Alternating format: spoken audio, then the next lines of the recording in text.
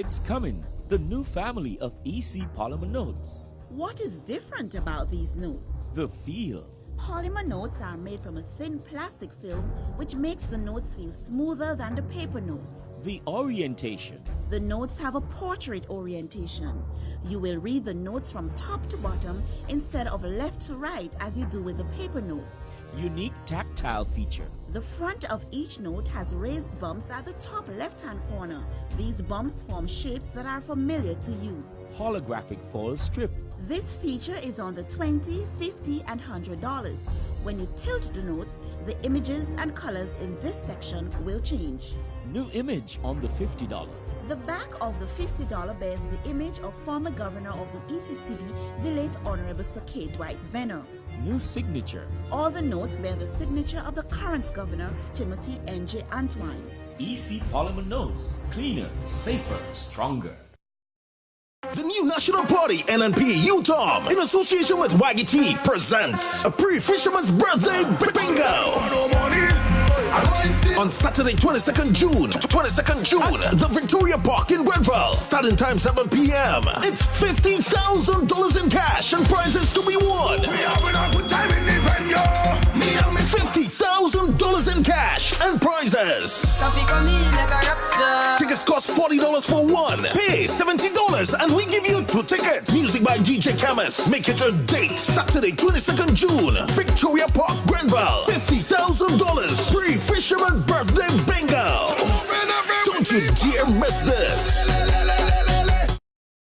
Every summer, the Spice Island of Grenada is transformed into the Caribbean's biggest party, Spice Man. Come experience the warmth of our people, trending theme fats, the revelry, the pageantry, and why we are the Jab Nation. The Kids Our Future shines on August 3rd in the Children's Carnival Frolic and the Junior Calypso Show. 7 beauties take center stage as the Queen of Carnival is crowned on majestic Thursday, August 8th. The prestigious Soca and Groovy Monarchs are crowned on Carnival Friday night, August 9th. Enjoy the pulsating rhythms of the Still Pan at the Junior and the Senior Panorama on Carnival Saturday, August 10th, and Real Steel, August 17th. The March Gras crowns the Calypso Monarch on Carnival Sunday, August 11th. 2 days of frolicking in the Caribbean sun kicks off on Monday morning, August 12th, with the biggest Juve in the world, followed by pageant and Monday night mass. The creativity and splendor of our mass parades on the road Carnival Tuesday, August 13th. Join us in the Jab Nation of Grenada, August 8th to 12th for Spice Mass 2019. Many events, one carnival.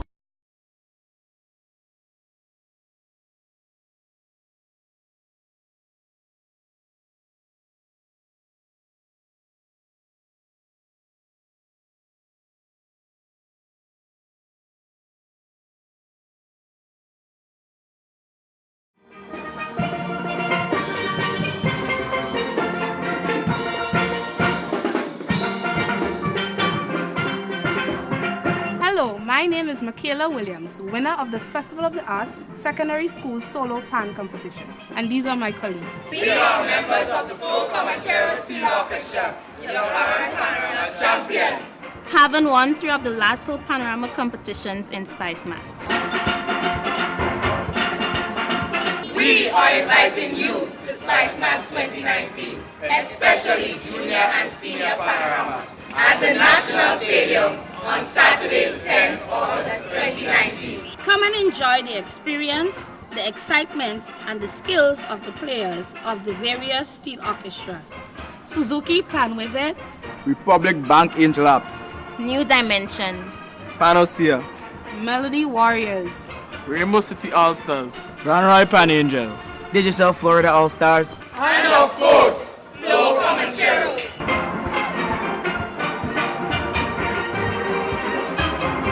After Panorama, you can join us on the road for Juve and Parade of the Bands on Monday the 12th and Tuesday the 13th of August. Spice Mass 2019.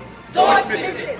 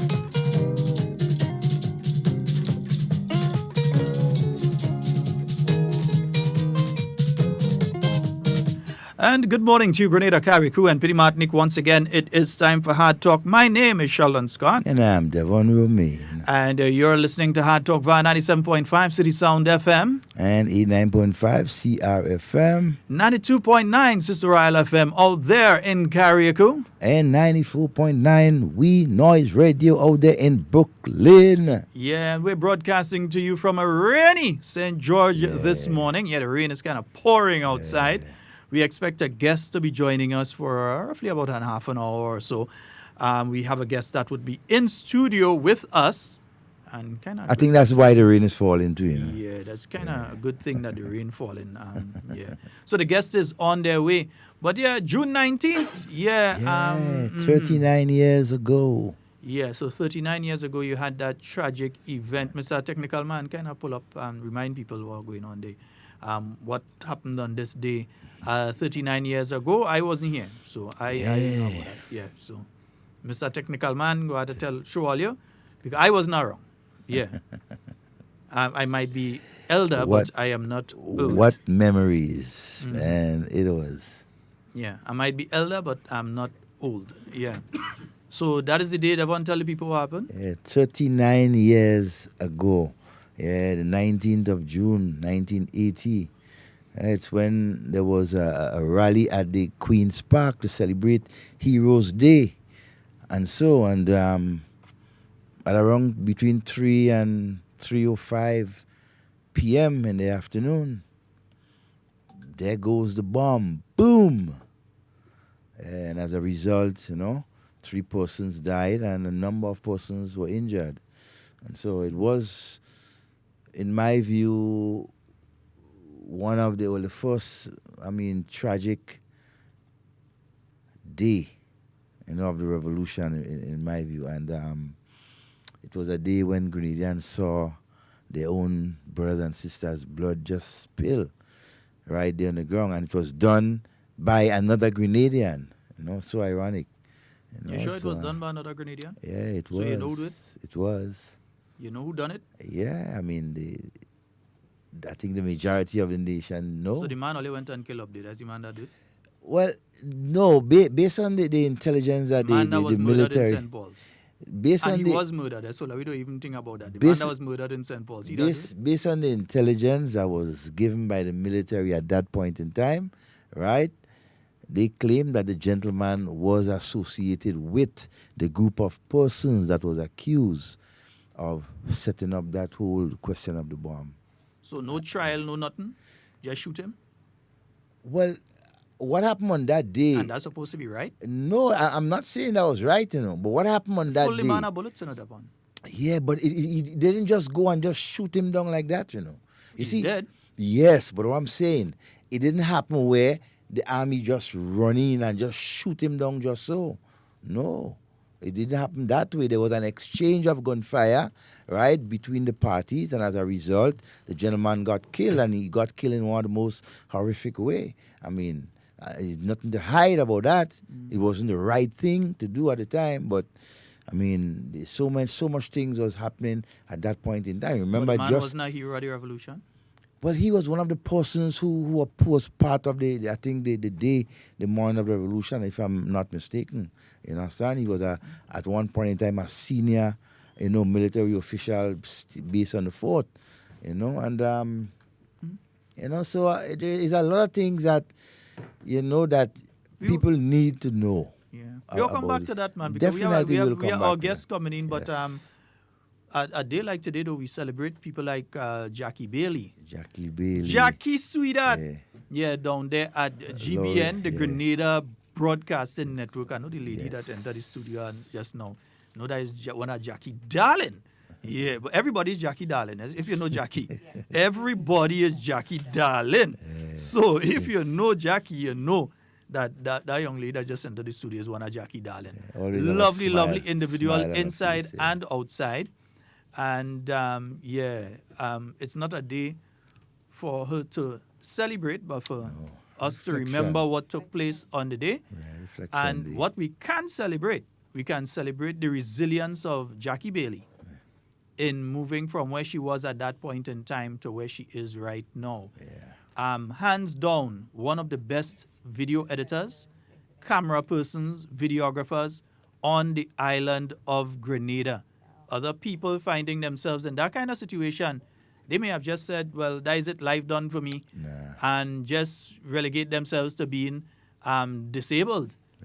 Jackie ain't disabled, you know. She has that revolutionary spirit. If there's one person I know that ain't disabled, is Jackie Bailey. She's not disabled. So a day like today, while we remember the unfortunate activities that took place on that day, it's also a point to remember the strength of individuals like this Grenadian woman, and Jackie celebrate her Bailey. life, celebrating her life too. You have to celebrate that. You have to celebrate her. That's the way we can't she celebrate was. the day, but we can celebrate the individual and the other survivors. Yep. Yeah. But Devon, we have in studio with us a lovely young lady. Yeah, as we say, strong Grenadian women. We get watch if we send her to Ironman competition and all kind of things, she mashing them up, you know. Yeah, she mashing them up too. We have another strong young Grenadian woman in studio with us. And Grenada has a habit of making a lot of strong Grenadian women. Eh? You could no, you have to put it back where it was, man. Leave it. Yeah, leave it. Leave it so. You're putting it wrong, we know. Yeah, we want it so. We want to hear your voice clearly. Yeah. Mr. Benjamin said we had the mic wrong all the time. So he just fixed them. Technician at work. Yeah, he just fixed it. Folks, we've been joined by Miss Oslin Crosby, here representing the NADMA, the National Disaster Management Agency, and she's in studio with us right now. Good morning to you, Oslin. Good morning, Sheldon, and good morning, Devon. Good morning. Thank you so much for having me. All the right. rain would have delayed me, so my apologies for... But that's rain, and NADMA's supposed to be able to go through the rain and all kind of thing. You're supposed to afraid that, you know. No, it's not a matter of being afraid. You have no control over nature, so you have to work with it as best as you can. And be cautious. Add that too. Yeah. But we see heavy rains like this, and it kind of draws me to the fact that last year, when we had some rain events like this, it was August a busy time for NADMA. August 1st. August 1st. Yeah, we had some. Yeah, it was. It was. And the interesting thing is, and I know it happened in Trinidad also, where the rain started falling, it fell, it flooded, and you didn't even get a chance to say it was coming. So sometimes they pop up. Mm-hmm. They pop up. But what we want to remind you is that we are into the hurricane season. It is a reminder that we are into the hurricane season. And of course, it is rain that is needed, much needed. Yeah. Because Nawasa, we know that we are having an extended and prolonged dry season. So the rain falling now, it's coming very heavy outside. It's needed, but we also have to be aware that once the rain keeps falling, we always say that one of the signs of flooding is that rain falling consistently and falling heavy over time. You know that after a while the soil will become saturated and it will run on the surface. So let us keep that in mind. But for now, it is coming. It only started a while ago, maybe just about 10 o'clock this morning, but it's coming very heavy. Some outside. areas may have had it a little bit before. It is possible. I've learned now that anytime I want rain to fall, wash down my car. So I washed down my car. Take that back. I washed down my car, and as soon as I did that, guess and you what? wipe it, right? Yeah, as In soon the as rain car? while I was wiping it, it started to drizzle. So All right. I learned my lesson. So now. you have convinced yourself that you have the secret to Yeah. now making rainfall. Yeah, heading to somewhere in the Middle East or somewhere right now they need me. Yeah, me and my car go in there. All right. Go Once I wash it down, that is it. You know? But then that could be a sign that now ourselves telling you that, look, you don't need to wash your car when there is little water. Well, Conserve. that could be the thing too. Eh? Yeah, you know. But I so- try to wash it without using much. but We you okay in the still south, use man. Water busting pipe down there. We good. Other areas have problem. But yes, Miss Crosby, I say in Osbury. Yeah, Miss Crosby. Tell us how things going with NADMA. So we continue to work. We are doing what we need to do. What we would have had recently, or most recent update, is that, now that we're into the season, it means that we have to prepare now as if we may have to activate at any point. So what we would have had is our acting coordinator, Mr. McIntyre. Everybody at NADMA knows their role. The advisory council knows that if something were to happen, once Met advice, then of course, you know it's an emergency meeting. It happens sometimes within an hour, less than an hour, depending on what's really going on. That we have to, so everybody's on alert. You're waiting. If you look on the different stations, and even before the season officially we had companies like Grenlec and so sending out those hurricane preparedness messages. We had, while we have the companies, and so the private companies using the opportunity, to sell their products, but just doing an ad saying that the hurricane season is upon us and some of the things that you need to do, it is a reminder. It helps us to do what we are doing at NADMA. And of course, we want to commend our stakeholders, our businesses, private and public sector. We have been having an increased number of calls from our schools, from our business places, wanting presentations, ensuring that their workers are ready. So we see that we are seeing a shift in the level of consciousness of our people when it comes to disaster management and preparedness. So I think it's safe to say that our message is getting home. Okay. As we prepare, not prepare, right now we're supposed to be prepared. The list, last time you were here, you promised us that the list would be released. No, we have not gotten it yet. It is still at the cabinet stage. It's still at cabinet? It has to, it has to, because remember, before we can share, the list has to, because what we had to do before, I believe when I was here last, I told that the engineer had to go out and do his part of the inspection. Review so the each building. Yes, the inspection this year took two phases. We weren't able to have the engineer when the team went out. So the team went out, did their part, and the engineer now had to go out to certify that the buildings were ready. That was done, so then you know that a report has to be compiled. That report then needs to go to Senator Garway, go to cabinet before we can share. And of course, we cannot, there's a procedure that we have to follow. So until such time, as soon as we get it in our hands though, we will share because we know it's important. Mind you, I know some people may be wondering, so since we don't have the official list yet, if something were to happen, so we have rains outside, what will happen? Shelters will open.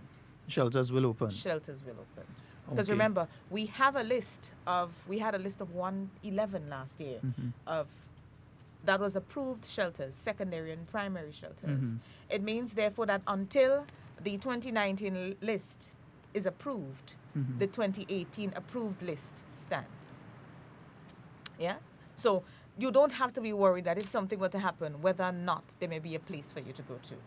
It will be available. And what we can say, even without getting the approved list, because we had some 14 shelters upgraded under the Canadian Caribbean Risk Management, Disaster Risk Management Fund. 14 shelters were upgraded. We know for sure that the list this year will be longer than that of last year. So we'll have some more shelters this year because we had, under that project, we would have created access for people living with disability to be able to go into our shelters. And we have to say thank you also to the GNCD, the Grenada Council for Disabled. They made a presentation to us. I know people would have seen it on the various news outfits. They presented to us some items that are people who have limited mobility, people who live among us are physically challenged, so they cannot run into the shelters as we are privileged to do, that we now have equipment that can assist and make our shelters more friendly for people like that. Okay. So we had the project that created access for them. We did the ramps and then they would have given us some wheelchairs. They give us rollators. They give us seats and those things. So the GNCD, we want to say special thank you. And something that stood out to me in the presentation with Ms. Gabriel was when she made the comment that many may be saying, why give NADMA when we are the ones that need, right? But as she said, in order for you to get, you have to give, right? But you should never see yourself at a disadvantaged position. Because yes, you may be limited. It in no way restricts an individual to achieve, even though they may be limited in ability. Excuse me. So, and it is something that we really want to say thank you to them for, as it has come in handy. Very, very handy for us at NADMA. So you all are looking specifically. It's not just that you're looking at doing a center. So one, your team assessed the centers in relation to what a hurricane shelter should entail. Yes. Secondly, the engineers are assessing the centers in relation to their structural integrity. We wouldn't like to have, for instance, as soon as you have a high wind, not even a hurricane wind, because you know sometimes you just have some high winds. You just have a high wind and the roof of the shelter gone. Yeah. Or that you choose a center and nobody paid attention to the fact that that area does flood or the access to that area does flood. There are areas that we have in Grenada that flood. That there are people alive now that never see it flood yet, you know. And when it floods, it's surprising to them. I saw that happen in many areas in St. David's last year. People who are alive now, maybe some of them who are living in the area, never saw that area flood. There may be historical flooding there. Nobody ever saw it flood. And there could have been a situation where there's a center there. So your team has to do the structural view, and they have to do the topography, and they have to do all those other things. And that is the reason why, Sheldon, some people would make the statement that they live in a community that doesn't have a shelter. There are specific and very, very strict guidelines that we must follow in the allocation or identification of shelters. I know one of the areas of contention was that of my home parish of St. Mark, Victoria. To all the St. Mark people, I ain't taking part. There is no shelter. There was not a shelter in Victoria. The shelter that we had closest was the St. Mark's Secondary School. I remember growing up as a child, that's the only one. And then, so some people will think that every school in Grenada is a shelter, but that is not the case. Bonaire Government School cannot be a shelter because Bonaire Government School is in the river. Yeah, it definitely, if you really look at Bonaire School and you know, at the end of the day, it's on a floodplain. That's the reason why every constituency, every area may not have a shelter. And that's why we always tell you what you need to do is ensure that you know where the closest shelter is to you. So that when you assess your structure and you realize that I may not be able to ride out whatever it is that's coming or what will affect us, then you make your plans early so that you can move to that shelter, which will keep you safe. And remember, we have primary and secondary shelters. Your primary shelters are the shelters that can walk you through, that can take you through the system. It's and that's the reason why it's important that the engineer go out and do their structural assessment. It has to be able to take you through the system. So if we say a hurricane, a category 3 is coming, you know that your home cannot take it, you decide to go to the shelter, you're supposed to be safe there. It is. It had to have been certified safe by the engineer to say it can withstand the wind of a category 3, or else it cannot be considered a primary shelter. Our secondary shelters are the shelters you would occupy after the system would have passed. So you cannot go there before the system. It would only activate after. Because we know that it cannot. So it may have some fancy blocks where water and so can come in. The structure may be sound, but its building, the design may not be conducive for people being in there during the system. It can house you after, but not before. So these are next thing you have some fancy blocks, everybody inside and you're getting the full blast of the wind. You get it. Oh yes, you will, with water, and that is not good because if you have children in there, you have the elderly. Let's think of all the people that we have to accommodate there. We know that it is not conducive for such. So we don't just get up and just pick a place simply because it is there. You must reach that criteria. It is not just set by us. It is set throughout. That is disaster management criteria throughout the world. Yeah. We've talked about the shelters and so. What about the human part of it, the management of the shelters? How about prepared? How organized are the district coordinating teams so around the island? Are they ready? What I can tell you is I know that we have worked last year we had a training, actually 2 days.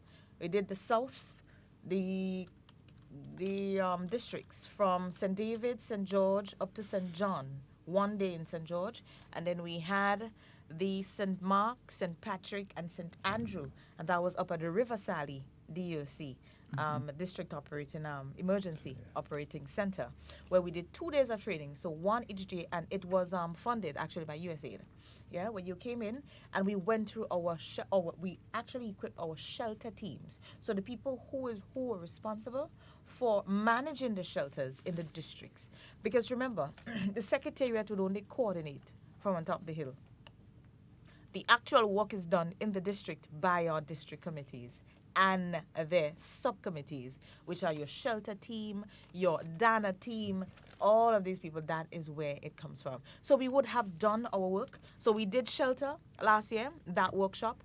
Earlier on this year, we did DANA, assessment, needs assessment and needs analysis. We did that. So we have equipped the necessary people with the skills. In addition to that, this year we had, earlier on this year, just around May there, we had the Adventist group called ADRA, would have held their summit. Remember, the churches play an important role in especially that. The Adventist church. Especially the Adventist very church. organized. They are sheltered. They actually, some of the Adventist churches are shelters. They are shelters. So when something were to happen, they will open their churches, and not just to accommodate members, but to accommodate everyone, the community.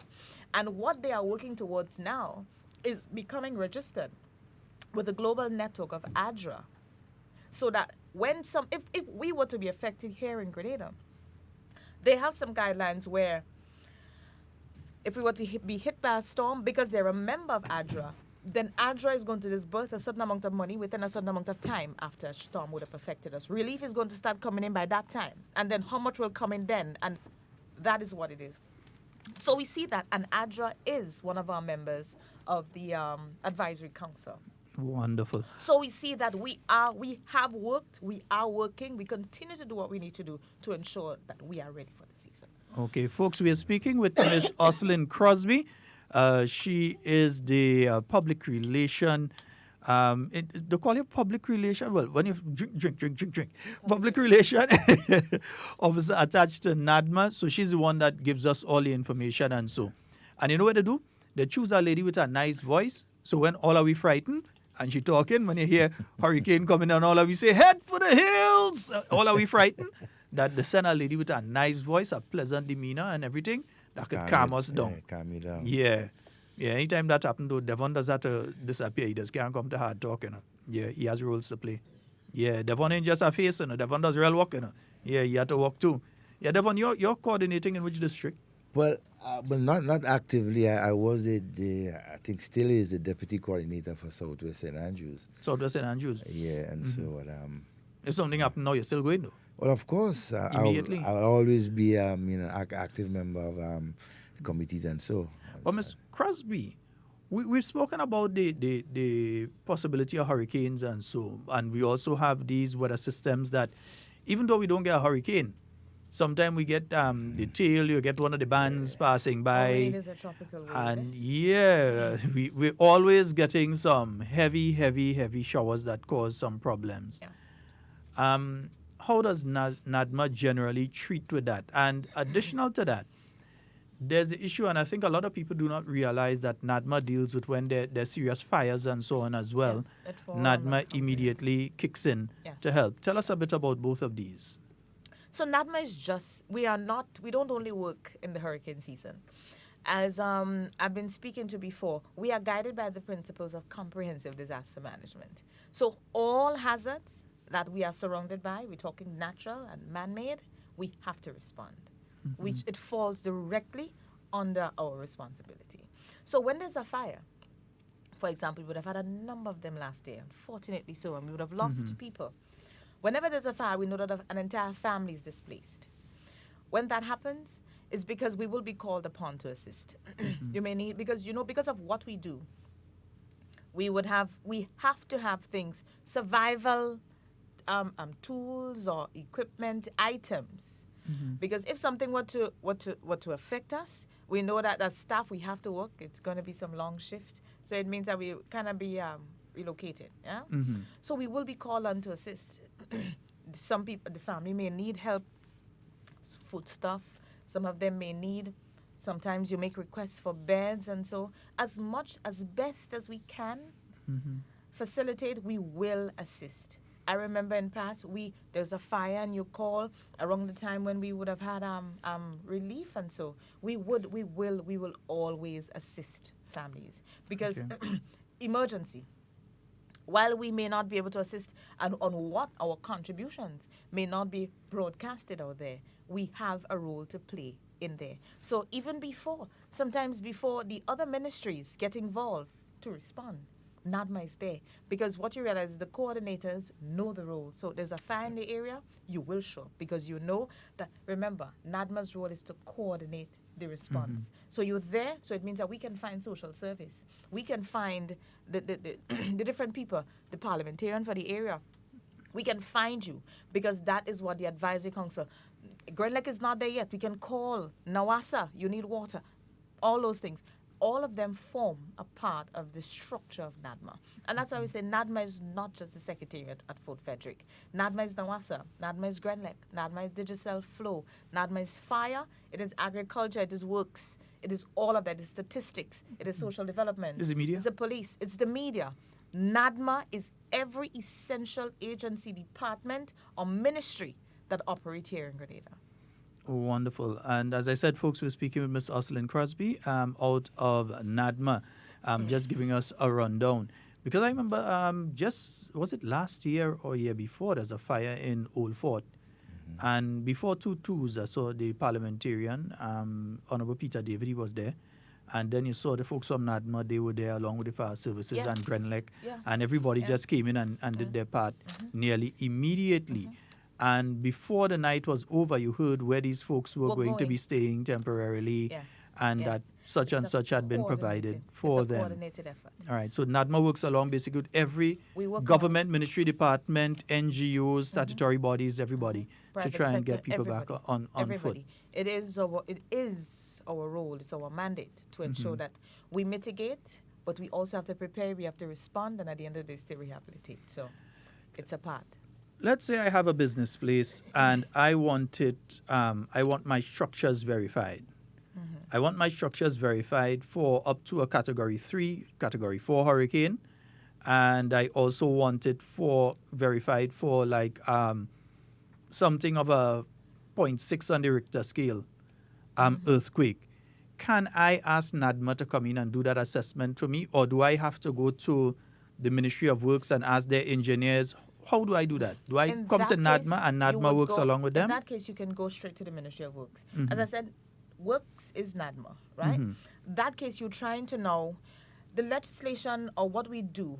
Don't give us, because these are all specialized fields. We're talking here, we're trying to now assess our structure and also do things that would make it stronger or get it up to par if we think it's not there, right? So we're talking civil engineers here.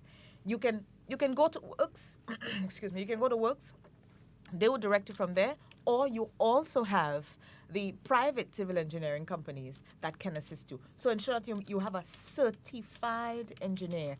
We know that sometimes we hear people call themselves that. It does not mean that they ensure that you have a certified licensed engineer to do such. Because getting advice and it not meeting what it should be, then it's going to be an additional challenge for you. And at the end of the day, it would be an additional headache for us. So when we're doing it, do it properly and ensure that the advice that you would have received is the best and it came from a professional.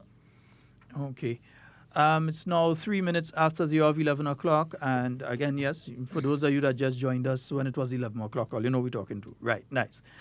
Ms. Crosby, setting your hurricane plan in place. One of the things that we have that happened during Hurricane Ivan, I think all of us here are elder enough to remember Hurricane Ivan very, very, very, very clearly.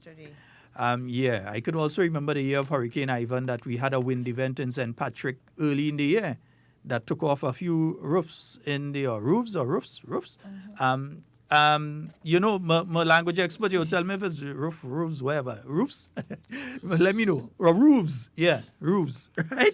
In the St. Patrick area. Early in the year that we had Hurricane Ivan, and the ending of the year before that, we had some serious flooding in the Queen's Park area. Different things that signal into that.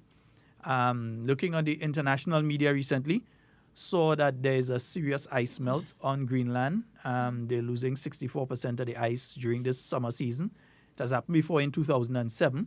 It's not a regular occurrence that they lose that amount of ice during the summer period, but they've already lost 64% of the ice on Greenland. And for those of you that know what Greenland is, that means that the oceans, this is going into the oceans. It's going to mean ocean rise and so.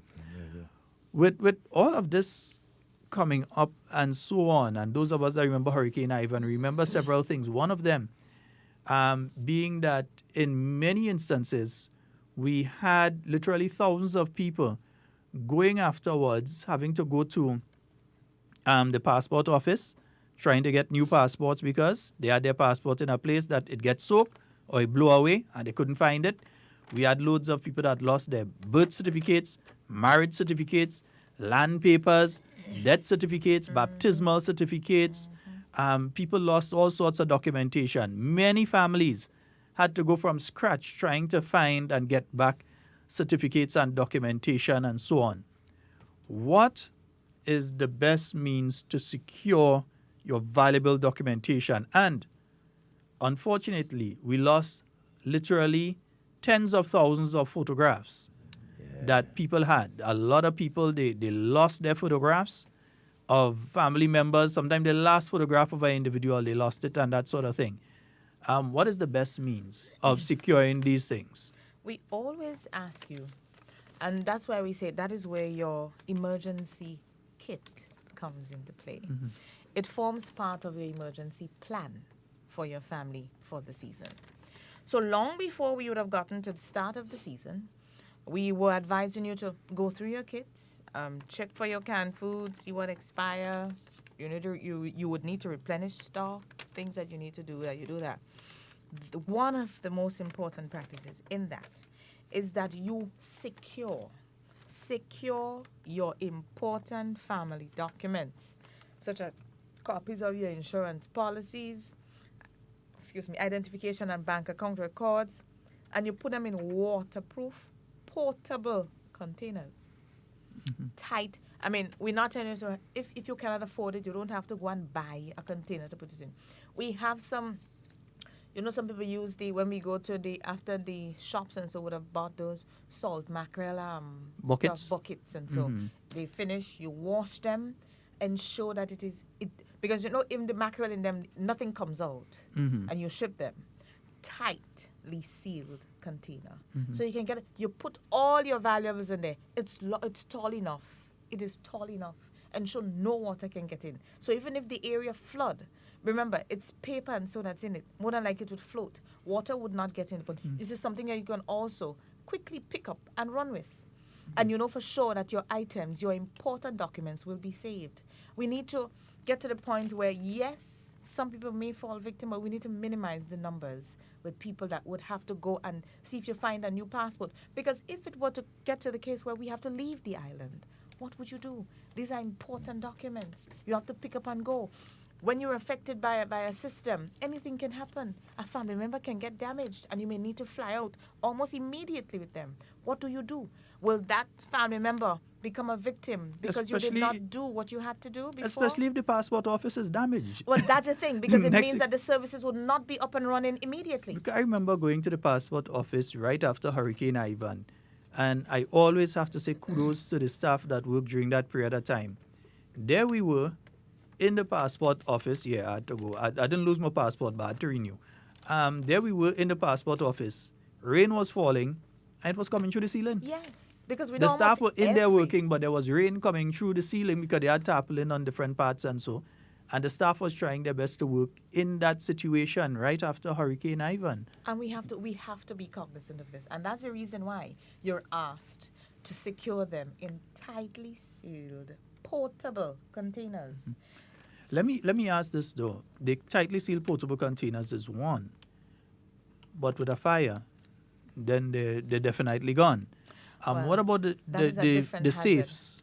If people can afford to buy the safes. Because you see, we would go to that point. That's the one we would advise our businesses and so to have. That is where you can secure, for sure that you have your safe, providing you can afford it, because we cannot assume that they can. Yes? In the case of a fire, and that's the reason why, you see, fires, they are that's the hazards that doesn't give you notice. They just happen. How do you? It is one of the only ways that you can for fires is inside of a safe, because even though the structure goes down, you know that the safe will stay. It will hold itself together, and more than likely, what's inside it will not get damaged. And remember what we're saying, eh? More than likely, what's inside it will not get damaged. But we can only guard against hurricanes. Give us what I would call a unique opportunity to prepare. Some of the other hazards does not. They don't. Because I know that in the case of the buckets and so on, yes, that's good for the hurricane. In case of persons who have their items at home now, because that's the other way a lot of people lose their documentation through fires and so on, I tend to advise persons to, I know that Brighton and Miners, they do sell fireproof safes. And I'll get some free advertisement. Mr. Miners, I can't say payment because we doesn't do that now. We doesn't beg here and we doesn't do advertising. But anyhow, but Brighton and Miners do sell fireproof safes. I am not sure. I think LA Purcell does as well. I think they do have fireproof safes. I am not sure if Quartz does, but folks can go around and get a fireproof safe because in case of a fire, at least your documents are still safe. And in the case of a flooding hurricane, then it will also be safe, because if it can stand the heat of fire, then it means that water, it would also be able to safeguard. They generally have them that they're sealed in a way so that if it's a water issue, it won't get inside and damage them. If heat cannot damage it, then and we know what heat is vapor, then water should not be an issue either. Yeah. So we advise you get a safe if you can. If you can, then you do so. If you cannot, then of course we always advise that you put it in a tightly sealed portable container so that you can pick it up, and all those things are the things you would keep in your emergency kit. We have been speaking about that emergency supply kit that you should have in your home now ready, set and ready to go, because all the food in there should be expiring at least later on in the year. Everything there, if we have to get up now and do something that we're ready, we can just pick it up and move. And it's important that we do these things. That is why we keep, and that's why our message remains the same. Preparation is key in ensuring that, one, we remain safe after a system or after we are impacted by a system. Two, that we can recover quickly after it would have passed. Because remember, it's one thing. When the system, we're preparing, so when it passes another, because we still have to live. We still have bills to pay. You still have things to do. And the faster we can get our economy back up and running, it is also because, remember, the state now have a huge expense in its hand to assist people who would have been damaged. So we have to think of all of that. Let us look at Dominica in 2017. Remember, when they got damaged, it was one of the things that we know that SEDEMA, our parent body, and so would have taken young people out of here. The YAC team would have gone to do relief and so. But one of the things that was on the mind of the Prime Minister, Mr. Skerritt, then, was to ensure that he can open back the port. Because remember, either way, bills are to be paid. Workers, you cannot say that you're not paying them, then when you know then is when they need it. Because their homes may be damaged, and Dominica was a special case. Grenada, we had a similar thing after Ivan. Help may be coming in. And if we have another case of 2017, where several islands are damaged in one hurricane season, we were unique in 2004 when we had Ivan. It was only Grenada.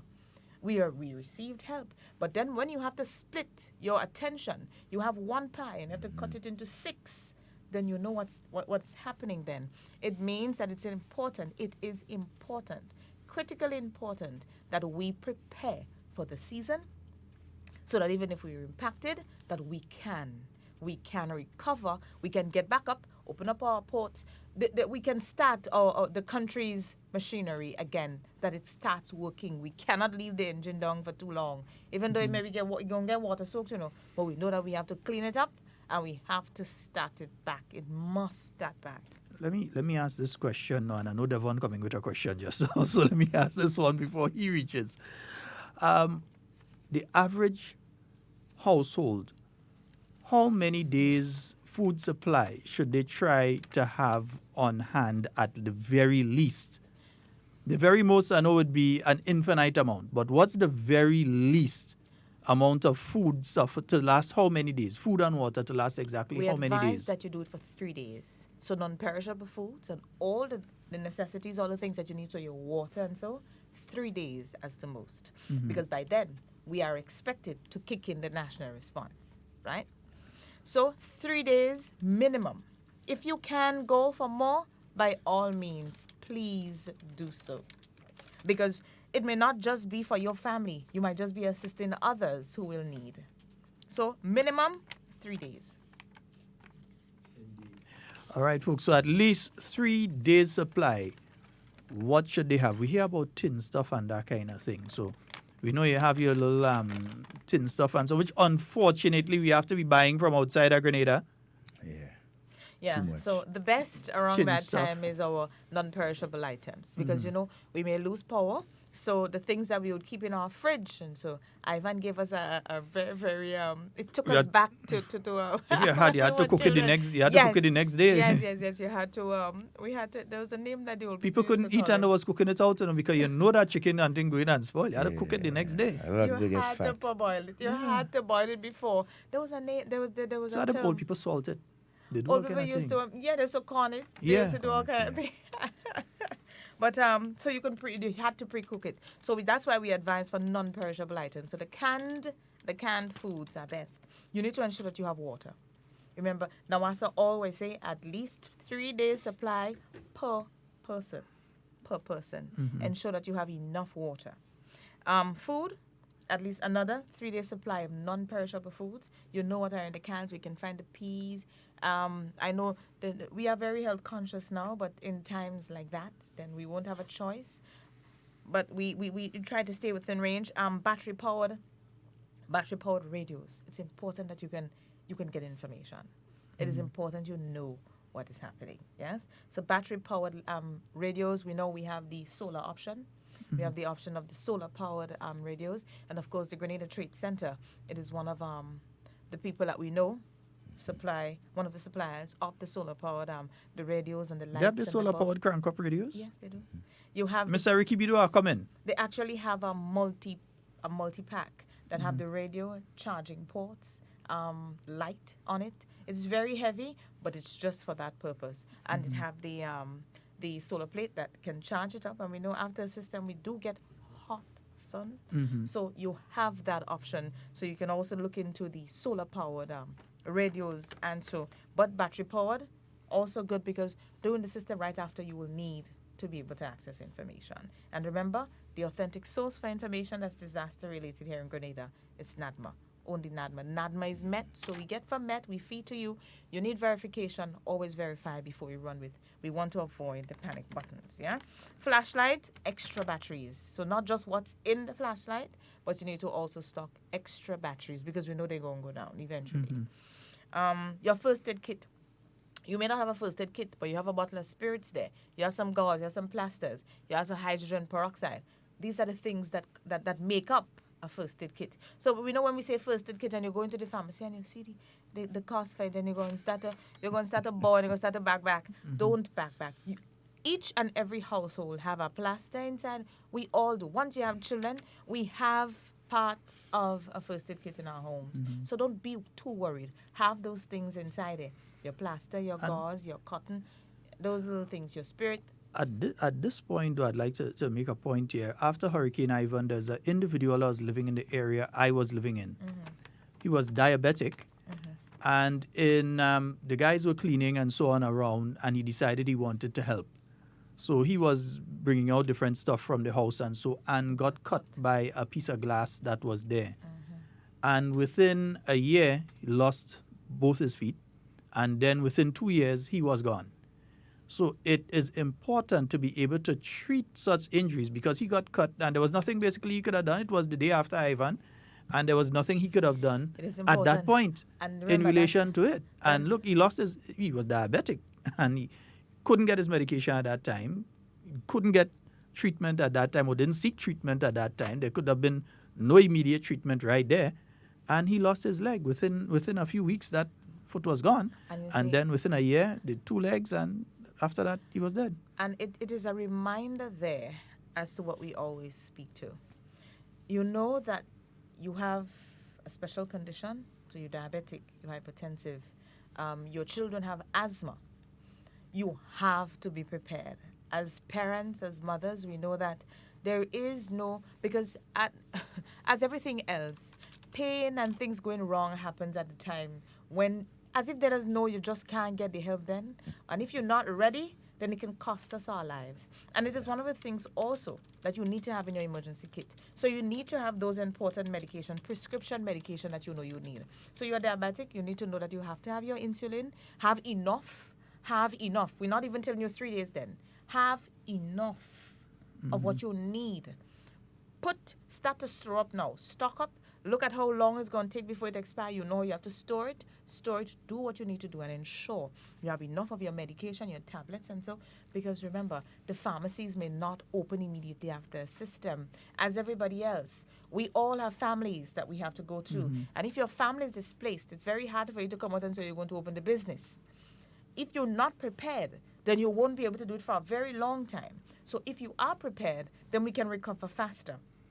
And that's the reason why we keep pushing that element. So you're diabetic, ensure you have enough of your insulin and enough of your items to band or to give you administer care if you were to get cut. Let me ask that question then. Years ago, I don't know if it's still the case with insulin because I'm not diabetic. Knock on wood. In the case of the insulin that has to be kept refrigerated, what should persons do? Or has NADMA a system in place at the various centers with generators to provide cold storage in communities for persons who have their insulin that needs to be refrigerated? Because you can't stock up on it, knowing full well that if the system hits and the electricity goes, that'll be money down the drain. And you're not sure that you'll have electricity. Does NADMA have that capability in some of the centers to be able to provide that service? What I can tell you is the Ministry of Health, through Mr. Osbert Charles, who is the disaster management, also a focal point in the Ministry of Health. I know the Ministry of Health have their plan. They have their plan for all the health centers, even our geriatric homes and so are included there, because we know they do have some level of requirement for health. Right? So under there, they have their plan. Speaking to it specifically, I can't, but what I can tell you is I know that the Ministry of Health have a plan, and it is a backup plan for that, because remember, our health centers, which most of them are outfitted with a pharmacist or a dispensary, as we know it, they do have those things in there, and they must be stored properly. That's where we know the needs, we know the requirements of medication, and if you are in the sector, then you know that you have to plan and to mitigate against the effects when they do happen. So I am safely saying that the Ministry of Health do have their plan, and that I'm sure it is as effective as it will be before, during, and after a system, because you have to respond. It is one of our essential services. I know early up after Hurricane Ivan, generators, some small generators had to be provided for several people around there. And people were wondering, but why this person and that person and this one and so on in this area have? But they needed to have their insulin and so on stored, and the other medication that probably had to be stored at a certain temperature and so. Special needs. Yeah. And that's another area of preparation again. So you know that those will be your need. You can afford to put all the necessary backup plans that you can in place to ensure that you can live comfortably after we were affected by a system. These are the things, that's why we keep saying preparation is key. It does not go, it doesn't get any better than this. The only way we can do what we have to do, remember, we can work, as we always say, we would do what we have to do, but as an individual, we all have individual responsibility for our safety, yeah? Because if we tell you a system coming and you choose to go outside and wind is blowing at 100 miles per hour, we know that the chances of you going down to it will be very high. It is high. You were not advised to go out, but you chose to. And we know that that again, personal responsibility. So we are asking, we continue and we will continue to ask that we do what we need to do to ensure that we are safe and that our families are safe and that we can recover. It's important that we can recover after we're affected. Because as we keep saying, everything else has to happen. We have to rebuild. Everybody has to go back. Children have to go back to school, whether or not schools are damaged. People will be displaced. But do we leave schools shut for the rest of the year? Do we leave our businesses and so closed? No, we don't. The businessman that employs people, he has to continue to work. He has to continue. He has staff to pay. You still have bills. You still have things to do. So it means that everything, that engine needs to start working again in order for us to continue to move along. Because all a system does, it slows you down, it will slow you down, but it cannot stop an economy's engine from moving. So that is why we keep advising you to prepare, so that you can be safe, one, you will be comfortable, two, and that we can recover, most importantly. Right. Ms. Colby, we have talked a lot about the whole organizational structure, NAGMA and other things affiliated, and so that will work together. But I want you to emphasize on what is expected of our citizens, right, that will occupy these shelters during the case of, say, a hurricane or whatever disaster or hazard or so. What is expected of our citizens, the conduct and so? What can you say about that? At the top of the list, whenever we're talking shelters, shelterees, your behavior, what is your personal responsibility, you just need to respect everybody else that's in there. You need to be conscious of this. You're not at home, right? The shelters are open, yes, to give you a place to go, so it's like a safe haven for you. Your immediate home, you believe, cannot sustain or will not be able to take the impact of the system that will affect us or we're preparing for. So we open up the shelters for you so you can be safe, you and your family. You have to remember this is not your private home, so you act accordingly.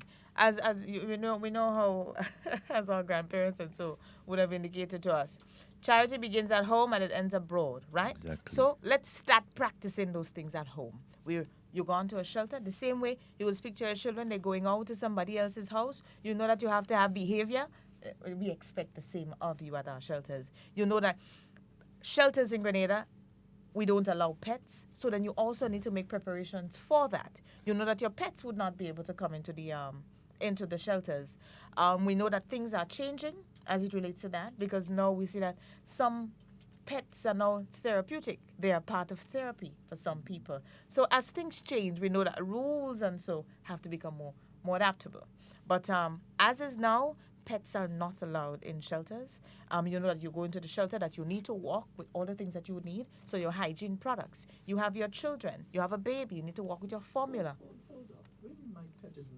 No, pets are not allowed in shelters. My dog is a part of my family. I ain't leaving my dog to die outside there. Remember what I spoke to earlier of things changing, but as is now, build a shelter. Shelters are not allowed in. So in the case of my dog is part of my family, and I refuse to leave my dog behind. So you may have to bring your dog to GSPC and put them in a special cage, and that dog is the shelter house, for them, house, and we know that is the agency that that looks after them. animals. Yes, they do take care of them. So I'm sure they have their plan as because they're so part of NAGMA. So when the children start to cry for Blackie? Critical. Well, you have to understand that Blackie is in a safe place, just safe, like and them. So are you. Yes. So then that is where our parents, as you, daddy and mommies would come in bridging that gap. So you know for sure no drugs or weapons. Illegal drugs. Well, that's true. Yes. Prescribed drugs you can bring because you would need it. No illegal drugs, of course, at our shelters. No illegal drugs. No disruptive behaviors. We don't expect you to be disruptive. When there are others there, you have to be considered. There may be children in there. So you behave, as people say, behave yourself the way you would if you were visiting somebody. So those are some of the rules. Ensure that you walk with your hygiene products. You may have to cook. So in that case, Sheldon, you should be able to just pick up your emergency kit and move with it. It's supposed to have everything that you need in there. And so bring Blackie by GSPCA. Yeah, GSPCA. Okay. And also, let's like to remind our citizens who will be housed in shelters, there will be security at the shelters to ensure the free flow and uninterrupted. And that's how we speak of disruptive disruptive behavior. Trick Remember, question. the police is a part of NADMA. Exactly. Trick question. Licensed firearm owners. According to the rules, you're not allowed to leave your firearm certain places. It's supposed to be with you or properly secured and so on. What if you don't get the chance to get to a police station and you head to the shelter? Are you supposed to leave it at home in a safe, or are you supposed to try and get to the police station even though conditions are worsening? What should you do? Will you be allowed to enter? As I said, trick question. That one might be for the police. That one will be for Mr. McIntyre to answer. He'll be able to answer this one off the head back, right? Because that is a police matter there. But in that case, you're a licensed the same thing, the same rules that were applied when you were given, when the license were given, would apply here. It's an emergency situation, right? We are about to be impacted. You had to go to a shelter. We don't expect you to be brandishing it all over the place. We don't expect you to leave it where children can access it, because remember, you're in a public place. Then it's better to go to the police station there if you are others. can. It's better. So even if it means that you have to go after, the system would have passed. When you go to the shelters, try, and that's what you see. You see where preparation is key here? If you are a licensed firearm holder, you have to think of all these things. You have to go to a shelter. Do you need, it would not be advised that you go with it there, because it's then open to the public. You're not the only one in the shelter. There are many other people. There are children there. And we know what the possibilities exist. I think that part needs to be pointed out specifically. You see, when it's the carnival season, there are specific instructions to licensed firearm owners. You cannot enter events with it. You're not supposed to even get close. You're going to an event. You ought to go to the nearest police station, deposit your firearm, and don't even go for it the night. Don't even go for it the night when you're heading back home, because next thing you've been drinking or whatever. Go for it the following day when you're sober up. You're sure everything is nice and good, and hopefully you wasn't driving after you was intoxicated. Don't drive. And usually the police officers wouldn't give you anyways. Yeah, you go there and you're swinging from side to side. Say, I come to collect my thing. I leave inside. Why would you? Yeah. So what I'm saying is that. In the same way that those instructions are given for the carnival season and for carnival events and so, I believe that they need to be given as well to these individuals, those individuals that are in that bracket after before a hurricane. What I am going to do is to get that information, that specific information, because I know it's going to be at the tip of the tongue of Mr. McIntyre. And, of course, we have ACP Prince, that is the representative on the NIAC committee. So I can get the information and we share. It can be part of what we call our PSAs that we will be doing, that I will be working on, just getting people to voice those little tips, those little things that we need to remember during the season, and we can include it in that. So we continue to share for that special group of people that have their firearms, how it should be treated in that case, in the case of an emergency. But of course, we are not, it does not mean that you just hold on to it, you just do as you wish. It cannot. There should be a specific rule for that. I'm sure there is. I'm sure there is. I am sure there is. I just cannot speak to it now, but I'm sure. That was a trick question. People with their vehicles.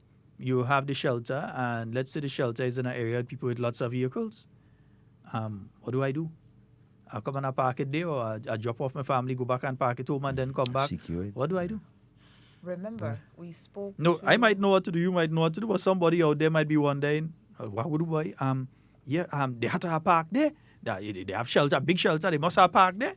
Somebody might be thinking that way now. Carpooling is important. Carpooling is important. Brilliant. When you decide to go to the shelters, that's one. We also speak of protecting your vehicles when we are about to be impacted by a system. We also speak to that. Remember, that's part of the proprietary things as vehicle owners. Tie a mattress to it? That you would. Well, I saw that one. I saw some people last year for something was about to come to Jamaica, and they tied like bed and all kind of thick mattress over it and all kind of thing to protect it. But protect it, yeah. It's usually advised that if you have a garage, that you put it, of course, inside of a structure where it's enclosed. So, of course, flying and so debris would not get to it because around that time, it's not just the rain that you're worried about. It's the rain and the wind. With the wind come those hazardous materials that you can pick up and that will become boulders. And, of course, they could knock you down and they could mash it up at the same time. So, an enclosed, normally, that is what would be advised. That is what, or you have that special, so it's like, again, similar to that of our boats, where you have those safe harbors that you take them when we are about to be impacted. You know that you can't just leave it out at sea. I remember my father as a child having to journey from Victoria to come down to the Tyrrell Bay area. And that's safe part there to bring down his boat. So you know this, you know what you have, right? And you're supposed to know how to protect it. Investments are not something that take a day or two to get, to come. When you purchase these things, you have invested time, you've invested money, and nobody wants to see them destroyed. So what we have to do is protect our investments, our homes, our vehicles, our boats, the things that we have in our homes, they are our investment. And that is why we say we need to prepare. It's important that you prepare so that you can protect your investment, your life, and by extension, your livelihood. Because if you don't prepare, you won't have a work tomorrow. You won't have a home tomorrow. Might not your life. And nor your life. So preparation is key. It is a watchword. Be prepared across the board. What about the people who always feel, I have 2 minutes? Yeah, the rain start, the breeze start, but I have 2 minutes. I could still take it and get to the center. Don't do that. That's the danger time. That's the danger time. I can speak to right outside here, and I know certain people are listening, so I'll hold the identity of the individual that both you and me know very well, Oslin, whose vehicle crashed into the gate right here.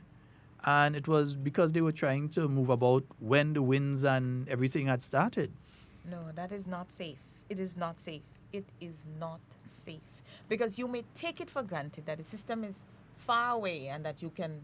That is why, remember, if that part was not important, then the NIAC committee would not have been important, right? When we meet in that emergency session and decide when schools will be closed, if it's a time when school's on, or when we are hoping or we are advising our businesses to close their doors and allow their employees to get out of town and get to their homes, because we have to remember that we are in St. George's. There may be people living in St. Andrew. Take your time to get there. When the rain start falling and we know what happened and the slides start coming down and the roads are blocked, it is now dangerous for you to drive under those conditions. It's dangerous for you to move under those conditions. You should not be outside at all. By that time, you should have gotten home, pick up your emergency kit. If you know that your structure is compromised, that you need to go to a neighbor that you would have made an arrangement with that have a sturdy downstairs or so that you can stay in, or you have to go to your shelter, that you do so before all the drama starts. So that's why it's good to have a good relationship with your neighbor. Somehow you forget Hurricane Ivan. You had to run by the same person you're cussing with now. Yeah. When Ivan blew down your house, you had to run inside by them with just the clothes on your back. They had to give you a place to sleep, thing to eat, and now you're cussing them every day. Stop it. Yeah. You see? And you it have is to be nice to each also other. advised that you may be preparing for the season and your neighbor isn't. So what do? Remember, the water may be coming off the person's yard and coming into yours unflooded. So it's important that you realize I'm not doing anything, but also what's happening. You're not doing anything. You need to start doing something. Let's do something Saturday morning when we get up. I am going to start to open my drain from that end. I will help you, and then we're going to continue and take it out so that we can channel the water outside of our yards. At the end of the day, remember, we are all our neighbor's keeper. We think we're an island, but we know that old adage, it is so relevant, more so relevant now than we think. Nobody's an island, and none of us could stand alone. At some point, we need somebody. And in times of disasters, in times of when hazards affect us, we see the importance of this, where we know that we just can't do it. It doesn't matter how much money we have. It doesn't matter how much food you have.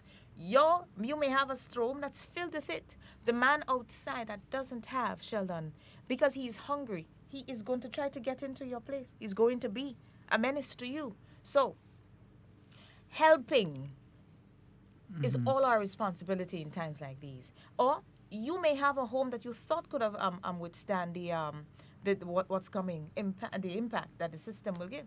And to your surprise, everything gone. And you have to run to the same neighbor that to you is of a lesser value to you. We are all valuable human beings. And we should all see each other as our brothers and our sisters. That, let us go back to the days of when the entire community, we know everybody. We say hi. It takes nothing to say good morning and hi. That is what we grew up. That is what we grew up to. Those are the principles that we were taught as children. And divorcing ourselves from them don't help us. It makes it harder when we now have to face our egos and our big pride and go to the same person that we might have looked down, and that's the person that's going to help us. When we fall, it doesn't pick us up. A person will. And in times of disasters, that's when we get to see the importance of being each other's keeper and that community life that we would have grown up to. The Caribbean is special. This is what we know. Let us not forget it and run away to what we don't know, to adopt something that is selfish, that doesn't give us anything. At the end of the day, we have to resort to it. I think some people still, they forget the lessons of Ivan. I think some people...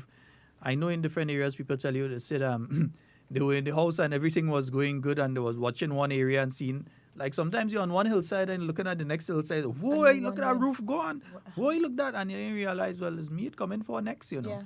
And then you have to find yourself running and the same people that you're upset with and all kind of thing, the fright take you, don't even know when you reach inside by them. That's the same person that also... And interesting enough, they will be the ones that will come over to help you. Put themselves in danger to help you. So let us be each other's keeper. As you mentioned, put yourself in danger. I think this question came up before.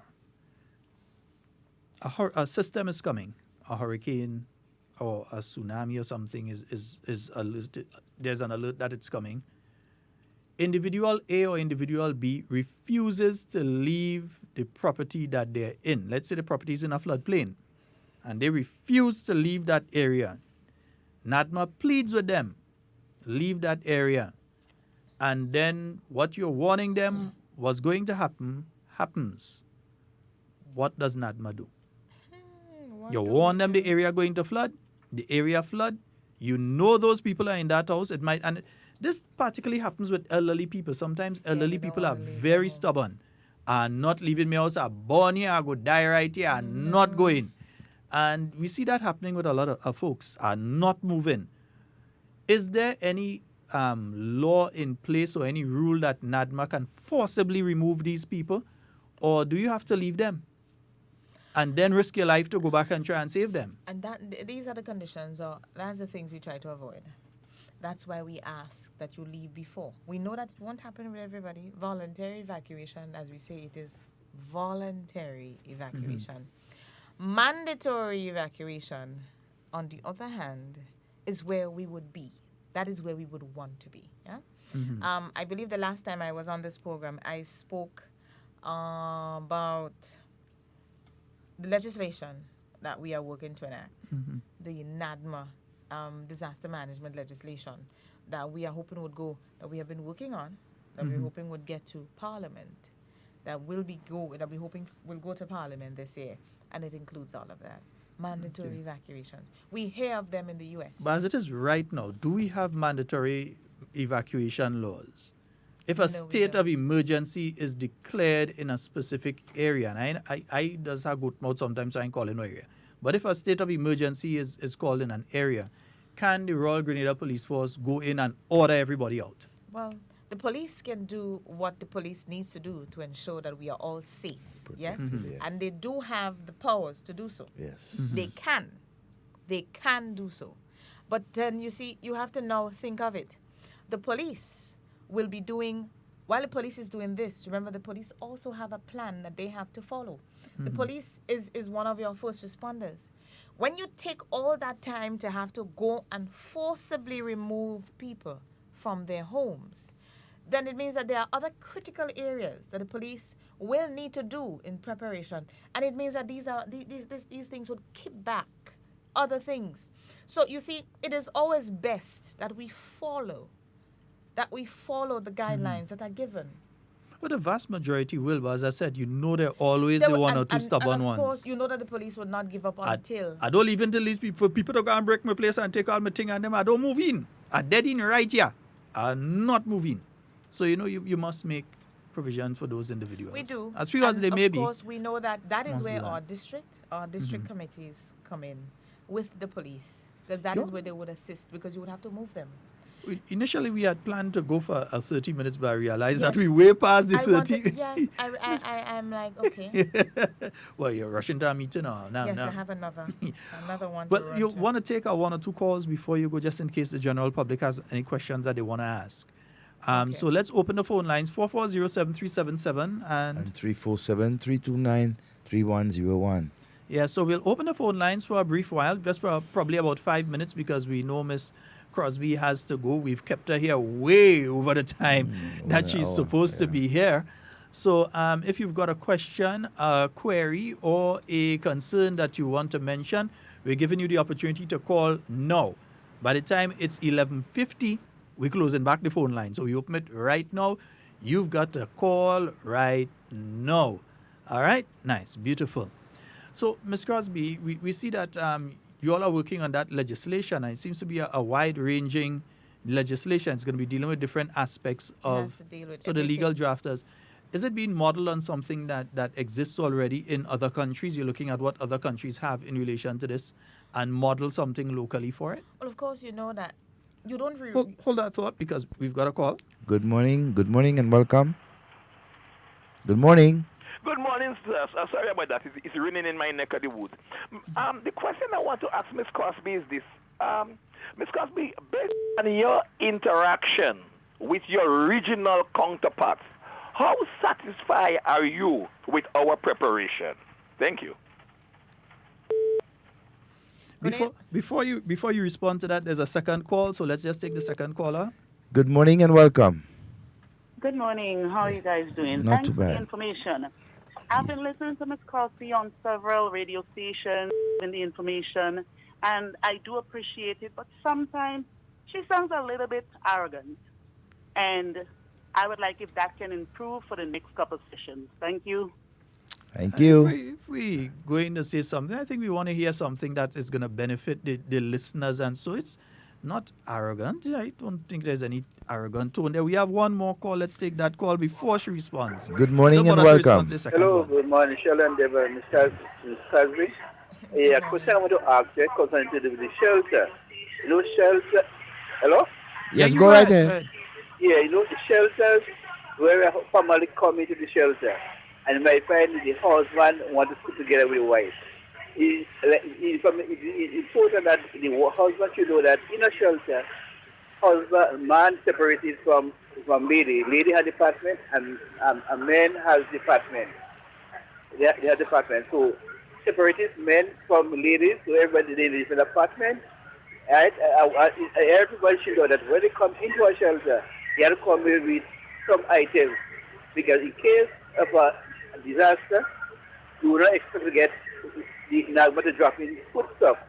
So you put that to educate people that the let them must come into the shelter with some food stuff until Nagma will be able to drop things in the shelter for them. All this information is important. I know that way you do a very good work, and education is key and important in everything. I could say, Brother Sheldon and Devon Crosby, from Ivan now, people more knowledgeable now of a disaster. And more knowledgeable now. So I want to say, Mr. Crosby, you all do a good work, and with the people send you we are prepared to then to face any happen. We are prepared to encourage people and to educate people about NAGMA and about the disaster preparedness. Sheldon Devon Crosby, well, I want to God bless you. Okay. Thank you. I know we have another call coming through, but I want to give you the opportunity to deal with the first call. The regional aspect. What I will say, Sheldon, Grenada is used or looked at as a model when it comes to a model state when it comes to disaster management outside of from SEDIMA's perspective. If you look, whenever there are opportunities or funding or so that are available, Grenada is always used as a country to pilot these events, so that because they know, know that when it comes to disaster management, that we do, coming from our experience, somewhat 14 years ago, 15 years this year from Ivan that we are doing what we need to do to ensure that we are ready. We were pulled out of the lot in our response after Maria and Irma in 2017. So we have always been a model, and Sedima, through their guidance, also assist us in knowing what we should and shouldn't do. So there's an audit that we do before the start of the season. Before we get into the season, we have something called our region wrap exercise where we test all communication elements. And that is all tests or exercises that are administered or initiated by Sedima that we work with. That these are all the things that we will do. From there, we can measure our preparation and, of course, continuing with some of the assistance and so that they would provide. It means that it better prepares us for what for the season or for whatever it is have the potential of impact. Hello? Good morning and welcome. Yeah, I'm live? Yes, you're live. Yeah. I just want to compliment the young lady there. I think that Miss Crosby is one of the best PR on the island in Grenada. And the caller that called talking about arrogance, I think that caller don't make no sense. Because that young lady is well-spoken, she's intelligent, and she explained other programs long before on radio, and she's doing a very good job. So I don't understand that caller. I think she's one of the best public relations person I see here in Grenada for media. Thank you. All right. Thank you. And sometimes me and that caller doesn't agree, but we agreeing today. Always agree. One thing doesn't back down, but you always call him. We doesn't always agree, but we agreeing today. Yes, indeed. Well, Ms. Crosby, I know you need to leave. I won't hold on to you any longer. I know you're probably late for your next meeting by about 45 minutes. But we'd like to thank you so very much for taking the time to be here with us. You asked Mr. Technical Man, pull up a little something there for us, Mr. Technical Man. We'd like to thank you so very much for being here with us. And we look forward to seeing you in 2 weeks again. Yes, in the next 2 weeks. So that's by the end of the month. All right. Yes. And hopefully it will be quiet between now and then. We realize a lot of rain falling. We are getting some water.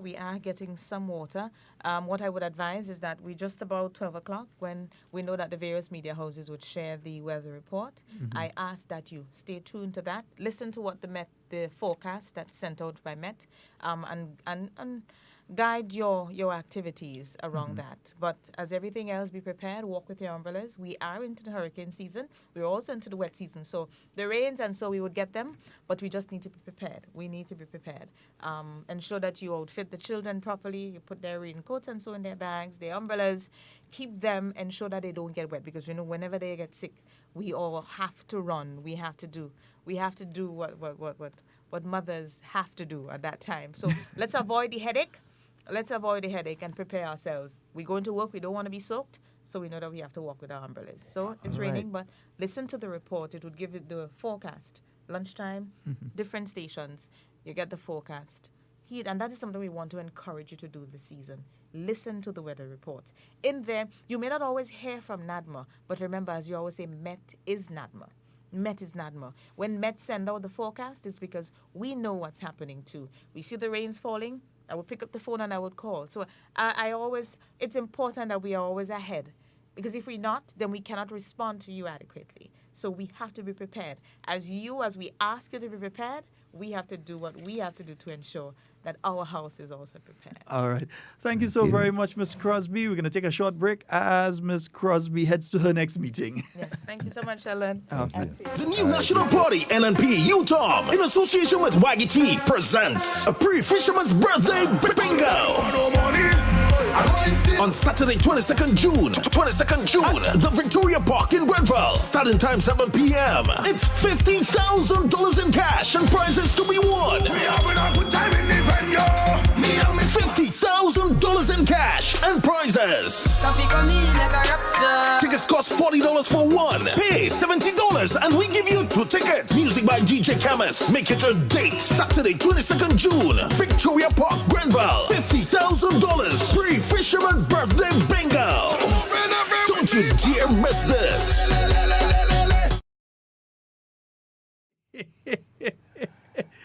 Oh boy. Hey, what does NTRC stand for? NTRC, the National Regulatory Telecommunication Regulatory Commission. Something I think so. NTRC. Yeah, NTRC. That's what NTRC stands for. Yeah. National Telecommunication Regulatory Commission. So there is what you call the police of communications. Yeah. Them is not mad too, you know. Yeah, of course they're mad. They deal with all kind of disasters, including media disasters and media vagrants. And media vagrants and so. They deal with disaster too. Yeah. And that is so important, you know. Because they have to be a part of the picture every so often. So many media vagrants around. Good morning and welcome. Hello. Good morning. Hello. Hi, good morning, Sheldon and Devon. Morning, Camille. Morning. I live in this every time I look clock in a day. Speak very good English. And she is a very good English. So anyhow, it's raining in Grenada today. I hope it's falling all over because we're glad for the rain. Oh, the plant corn. All my breadfruit fall. The breadfruit we take a load, but because of the action, all the breadfruit fall. And you have me little sorrel and thing on the ground. So I'm glad you look for the little water. I want to thank God for the breath of life this morning and make it. And to Mr. Watt, Patty and Matthew, Mr. Depodine, and your wife, all you are so well, but good morning. I say I want to pray for you all. Sheldon. Yes, my dear. That little boy mash up that mango. I don't play love now. He mash up that mango. If again.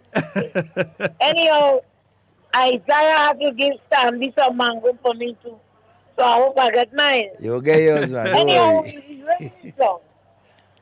All right. He's raining song this morning. All right, my So I dear. just want to say good morning to everybody. Dr. Thomas. The Prime Minister, Mr. Martin, and all these people that here, and even to the people even to the haters, good morning. I wish all you change all your mind of thinking, saying bad things and doing wrong things. We're not supposed to live in this world. When I look at the world news and what's going on in America and in England and all them places, we don't like a nice little place, eh? We have a beautiful little place, but you see, we are poor people. It's little money we need to take care of our needs. If I have money, I'm not thinking of going nowhere. If I have money, I ain't thinking about going. Yeah, it's beautiful. Other people that see how British Grenada is. You know? If I have money, Sheldon and Devon, and who listen to me, I ain't going nowhere. Here's a nice place. We just need money to take care of our business. We could pay with bills, we could pay with water bill, we could buy a pound of fish, you know, and we could help our neighbor. We could share with somebody I don't have. But God bless us with that little piece of rock. You understand? Yeah. And then when I hear you talk this morning about the thing in the park, I've been there. So together, thank God we're still alive. We're still alive, girl. We're still alive. We could even give, who do you know, you could tell them something of our life for the history. I want one in Grenada. Anyhow, I, in a little pain today and everything, but I'm alive. So I want to say good morning to all the ministers of government that is doing a good job for us. I want to thank God for all the people that are helping us, you know, and even NFP government that is helping we as poor people. And I could never, if I'm dead now, I could never forget what the Prime Minister did for me, Camille. Mr. Roland Hartford. Good morning, ma'am. She's a darling. She's another lady. I cannot forget. Sweetheart. Ruggles, good morning, Ruggles. Yes. All these people. There's a lot of good people in this country. You know a lot of good people. Thank you. Have a blessed day. I have pain today, but thank God you have I'm life. still alive. All right, good morning to everybody in America, Canada, England, all the Grenadians. Where I went for the early mango was one. I took this money for me breakfast. I have to go and get some mango all this right. morning. And look officer, a policeman just bring 2 for me. Arrested, I go suck that outside. Okay. Yes. So have a blessed day. Later, Kevin. All is listening. All the Grenadians is listening. Have a blessed day. Even good morning to Dum Dum. Dum Dum, good morning. Grenada is a nice place. Bye-bye. Bye-bye, my love. NTRC, National Telecommunication Regulatory Commission. Yeah. Must really read up the law and see what they say on that about using obscene language on air. Yeah. Must really read up and see. It's a serious thing, you know. A serious thing. Yeah. Yeah, there's certain rules and regulations for radio stations, isn't it? Rules and regulations for radio stations. Yeah, they are guided by, you know. And again, because some people feel like could say anything on radio and get away with it and then say, well, I don't have nothing, they can't hold me for nothing. Yeah, that's sad. But that is why they have the second option of sending you to jail. Yeah, to prison. Yeah. They don't realize there's an option, you know, is pay, and if you can't pay, then you can relax at Her Majesty's pleasure. Of course. Yeah, at the how much star hotel? They have a few stars. No, it's a 7-star hotel there. Yeah, it doesn't see stars when you're inside there, though, because you're on lockdown. Exactly. Yeah, so you ain't see no stars, but it has some stars. Yeah, you're staying there. One of the best views on the island. You just can't see it. So those who think that they can go and lie and say untruths about people and that no action will be taken, you never know. Their comeuppance may be coming. There comes a time when you hear a certain call. Next thing we get flagged, boy.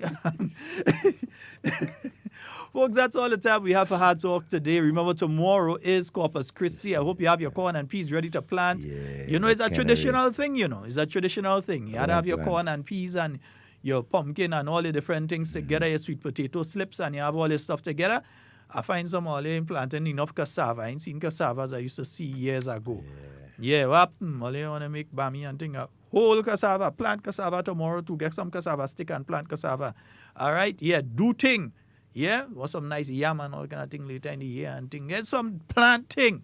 All right, nice planting. Cut down on the food import bill. Lots and of it. Eat local. Don't get them children conkles and them. You have enough mango. Save your money.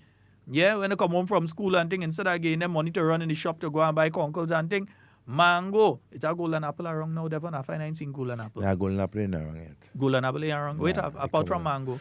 Mango. Tambran going out now? No, Tambran still there. Tambran still there? Tam's going out a bit. But it's for other fruit. You have sapodilla and so coming in. And always so, a sauce. Yeah, always a sauce. But more prominent right now is mango. You know, I think I do get a lot of again, boy, Mami Sipo. That day, a couple of the trees and people cut down most of the trees and so, Yeah, boy. Oh, look at cut down the Mami Sipo tree. That is sacrilege. You should jail people for cutting down that. Mami Sipo and the one of the best. Chebef. You know what they call it, Chebef? I know Chebef.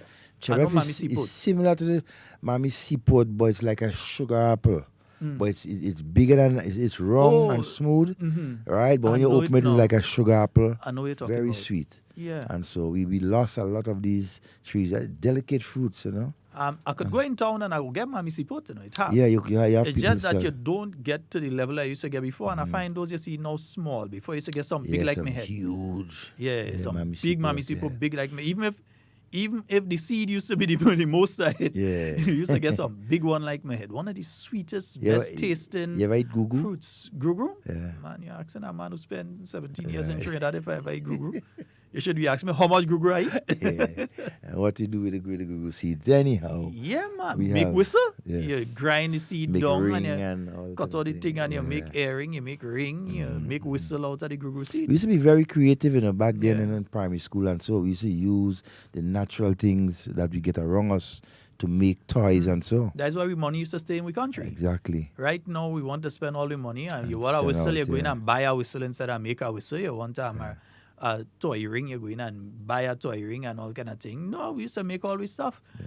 So, folks, remember, the children are going to be home pretty soon. Some of them starting very soon. They're going to be home. Week or two. So remember that you've got to ensure that you try to feed them local. Yeah, look at the alternatives instead of having to give them the money and tell them go and buy snacks and so.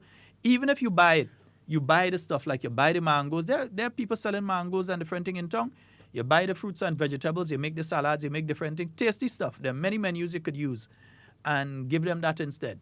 Instead of contributing to garbage with the plastic and contributing to people ending up in the hospital with all sorts of little children ending up in hospital with all sorts of things because of the chemicals they put into the body. Folks, that's all the time we have for Hard Talk today. It's been wonderful being here. And, it's always a wonderful thing being in studio with Nazim and Devon. You know? Yeah. It's two kind of fellas. And Oli doesn't see half hour going on in here. You know? We had to add 2 more cameras and Oli go see the rest of our going. And again, we'd like to thank the National Disaster Management Agency and in particular Miss Oslin Crosby and keeping her promise to us, making sure that every 2 weeks she visits us and gives us some information and opens herself to comments, statements, and so on from the general public, little advice and so from the general public. Probably by the next time she's here, we should have the list of shelters that we can mention. So that's all the time we have for Hard Talk today. It's been wonderful being here with you, and whatever you say and do it safe and secure. We want to be speaking to and with you. Not about you. Love each and every one of you. Stay up to date with all that's happening with the new National Party, NNP. Send us a message via text or WhatsApp on 405-8683 with your name, email, and constituency. Stay in the know with NNP. Get updated.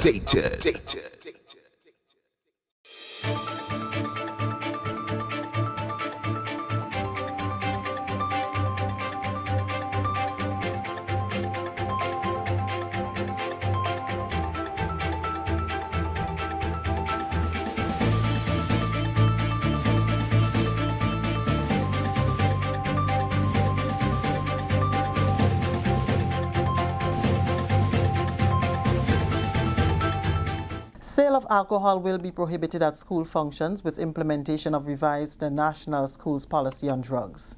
Details to this story and more in the National Report.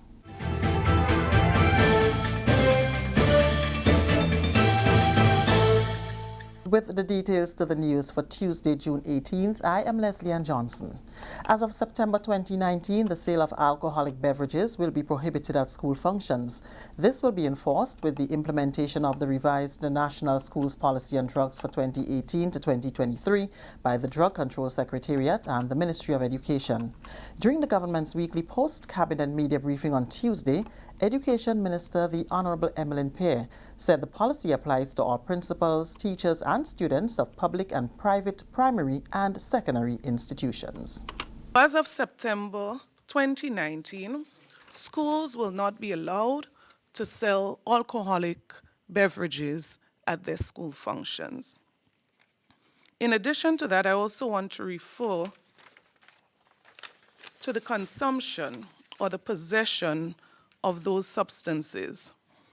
It would also be forbidden for persons including teachers, school support staff, including counselors, librarians, school security officers, visitors, parents or guardians, or any persons who use school premises during school function to be using or having in their possession those said items. The new drug policy clearly outlines the prohibited items: intoxicating liquor, tobacco, hemp, electronic cigarettes, and controlled drugs, among others. It also highlights the changes that were made following the initial draft of the policy in 2002. The revised policy includes a number of new initiatives, new areas to be addressed. Back in 2002, we did not have the issue of electronic cigarettes or e-cigarettes. Well, with the revision, we had to take that into consideration. Come September, we'll be focusing quite a lot on in-school suspension. That is, the child commits a drug-related offense. We would be doing the investigations, etc., but we want them to stay around school a bit. There may be an odd situation where we may have to ask them to remain home for a day or two. But as much as possible, we want to keep them at school, whereby we can provide the relevant assistance, counseling, guidance, etc. That's head of the Drug Control Unit, Dave Alexander. It is the hope of the unit and the ministry that the revised policy will address some of the issues surfacing at schools as it relates to alcohol and drug abuse. The top 2019 CPEA student in Carriacou, Kedrana Emmons, says she never expected to top the list in the Sister Isle. Kedrana credited the support of her teachers, principal, parents, and all within her circle for helping her to succeed.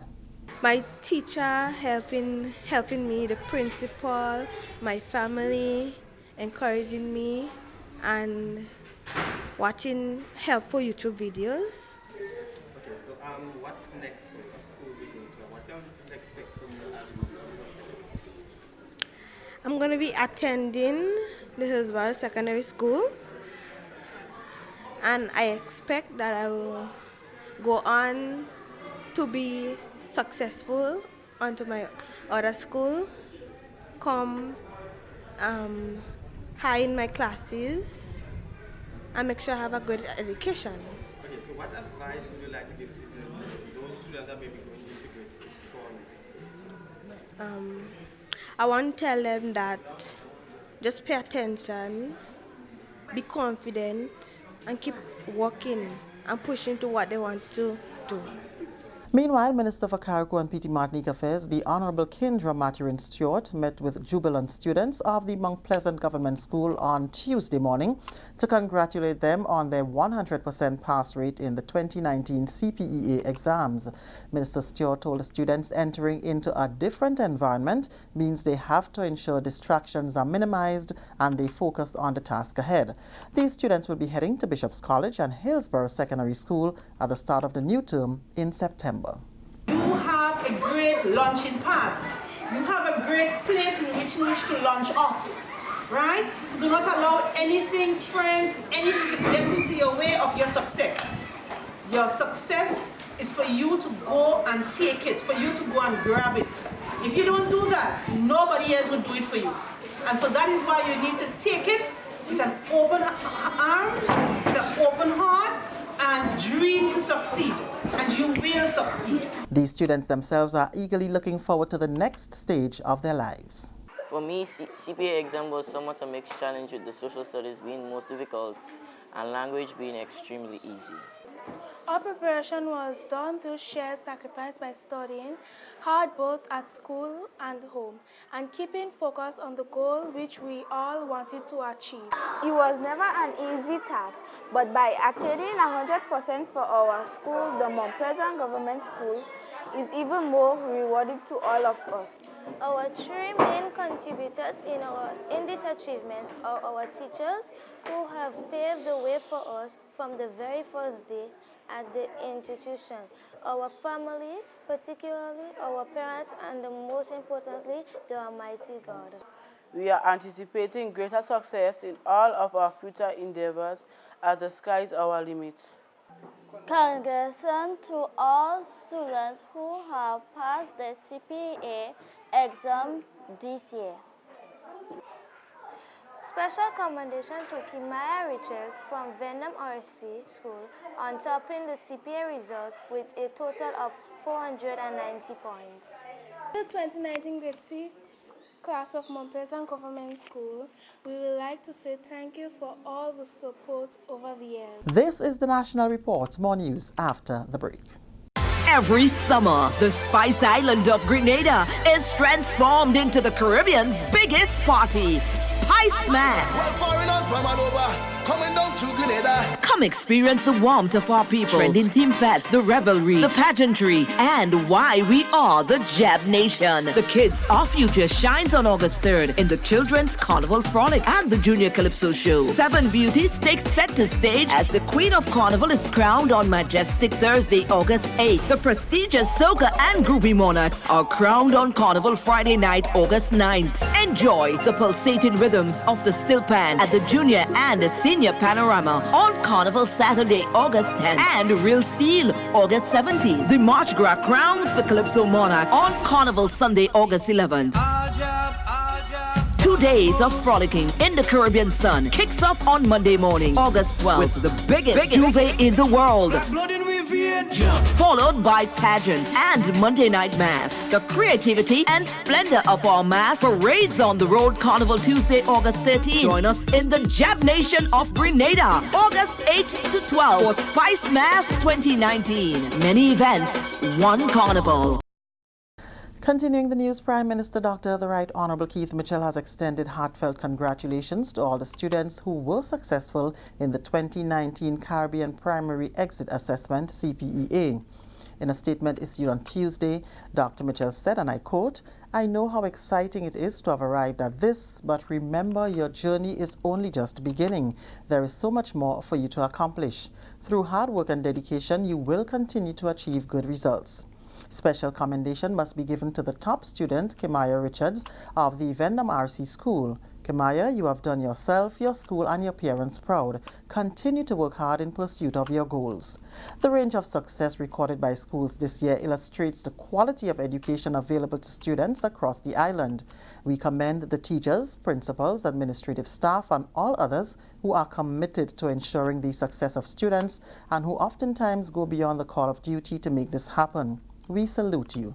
To the parents and family members of the soon-to-be secondary school students, continue to encourage and motivate them. It is important that you work in tandem with teachers, giving them extra support when necessary to help ensure that students succeed.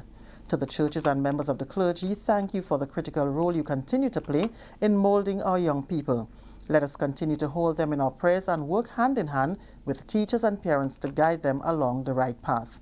As a nation, we must bind together to ensure that the legacy we leave to the students of today will be one worth having. Let us come together in harmony, demonstrating that even as we pursue individual goals, we must work fervently towards building a Grenada of which we can all be proud. As a government, we reaffirm our commitment to continuously improving the education sector to enable students and educators alike to maximize the results of their hard work." Unquote. Staff of the Ministry of Education who spent long hours on the weekend processing the CPEA results have been highly commended by Education Minister Emmeline Pear. The results were released on Saturday night. During Tuesday's post-cabinet briefing, Minister Pear said she was satisfied with the efforts of the examinations unit. And I want to take the opportunity to commend and to say special thank you to the exams unit headed by Mrs. Michelle Peters-George. Of course, Mr. Mitchell here, who is a member of that unit, would tell you that it required the team to work all day on Sunday and into the very late night. When I got a brief, it was at about 2:30 a.m., which indicates to me around the time that they were finished. Because once you get the data, of course, you have to do the assignment of schools. So their goal was to have the results released to the Grenadian public on Monday morning, and I'm so extremely proud of that department and the work that they did to facilitate that. And that's the National Report. I'm Leslie Ann Johnson.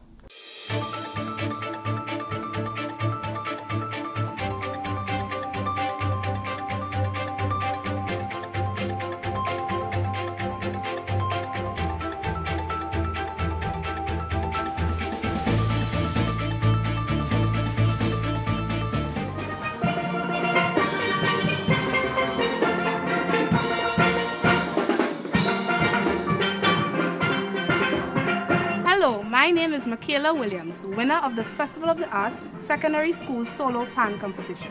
And these are my colleagues. We are members of the Full Comancheros Field Orchestra, your current panorama champions. Having won 3 of the last 4 panorama competitions in Spice Mass.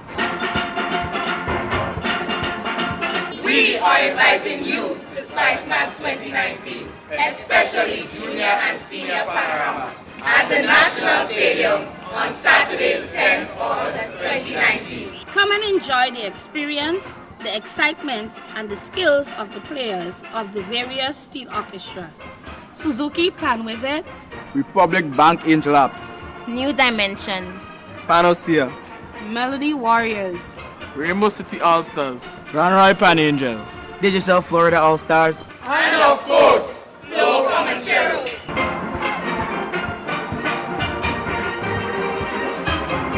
After Panorama, you can join us on the road for Juve and Parade of the Bands on Monday the 12th and Tuesday the 13th of August. Spice Mass 2019. Don't miss it.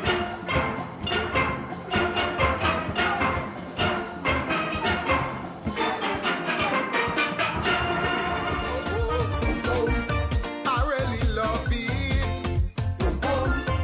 2018 was great. 2019, this will be epic. This is me, Scholar, 2018 Calypso Monarch of Grenada, and I'm inviting one and all to come down to Grenada for Spice Mass, the greatest, biggest festival in all of the world. I'm inviting you to the Mardi Gras, where I will be chasing after history. This year, the Mardi Gras, this will be the greatest Mardi Gras of all the Mardi Gras. All the bards will be coming. I want to tell Mr. Killer, come over, the message to lava. Come over. Man, if you want to win the monarchy, do head reduction surgery. They talk going around the tongue. Your head too big for the crown. So listen to what I say. Forget police CJ. So what are you waiting for? Just book your ticket and come down. Last carnival was real bacchanal, and this year going to be the mother of all. The boom boom going to ring. Artists going to sing, pam pam. Big up for Simon.